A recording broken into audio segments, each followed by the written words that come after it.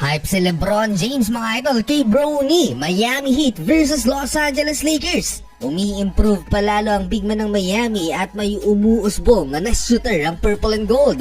So eto na mga idol ang Summer League California Classic. Second game ng LA Lakers but first game naman ni Bronny. Explosive ang start ng anak ni LeBron. Here's Bronny James with the steal in the slam. A steal and a 3-ball from the corner. Quick 5 points for Bronny in the first 2 minutes of first quarter. Lahat ng player na to mga idol ay nakikipaglaban for a chance to play next season. Though sigurado na ang roster spot ng iba sa mga player na to kagaya ni Bronny at Kelly Ware, pero maraming players pa din, especially yung mga undrafted na umaasang magiging gateway nila yung Summer League para makaapak ng NBA. Off the bench, maglalaro itong si Darius Bazley, ang former OKC Thunder for LA. 26-20 and first quarter lamang ng anima ang purple and gold. Napara kaagad sa LeBron James sa ginawa ni Bronny. Kelly Ware 3-point bucket and alley-oop dunk dito sa second frame. So far, 0 pa si Dalton Knecht. Daig pa siya ni Bronny na kahit limitado ang minuto, may 8 points na in 6 minutes. Si Cole Swider so far ang breakout star ng purple and gold sa Summer League. Sa first game nila, nagtala siya ng 24 points and 70%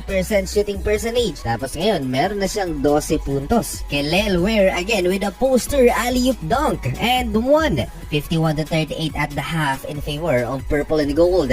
Second half, point guard 6'2" DJ Stewart with a chase down.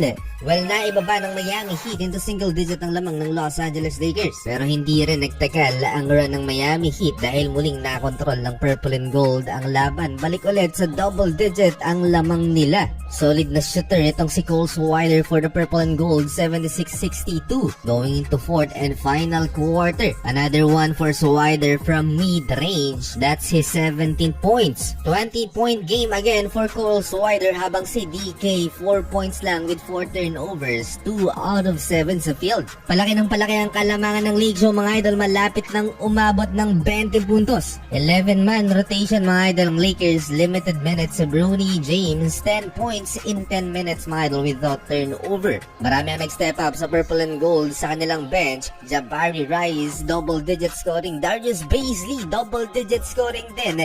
At itong si TJ Stewart, hindi pa naglalaro for the Lake Show mga idol ang kanilang rookie na na-acquire nila sa 7-team trade na nangyari ngayong araw na si Adutiero, ang second round pick ng Los Angeles Lakers sa kakatapos lang na NBA draft. A convincing big win for the Los Angeles Lakers dito sa Summer League. 1-1 na ang kanilang standing so far.